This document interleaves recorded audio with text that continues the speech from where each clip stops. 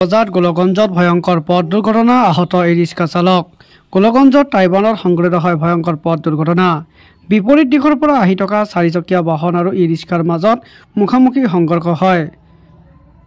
মুখামুখি সংঘৰ্ষ হোৱাৰ ফলত ই-ৰিক্সা চালক জমৰ আলী গুৰুতৰভাৱে আঘাতপ্ৰাপ্ত হয়।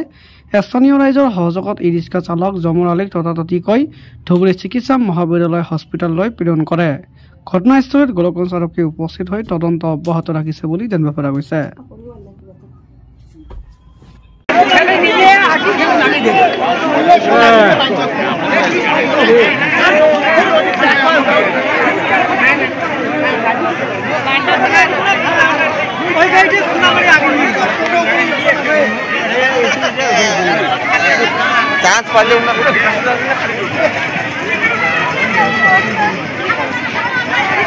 सीरियस है तो नहीं बोले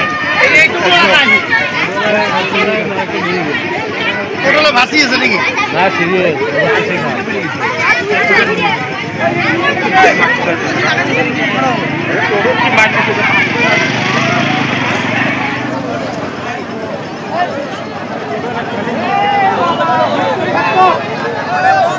তোমার গাড়ি ক্ষতি গেলে ধান কি হলো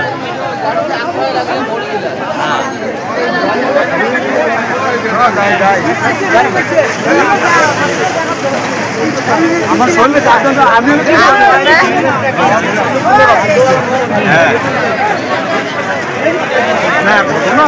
আমি বেলুন না সেই বাদ হয়েছে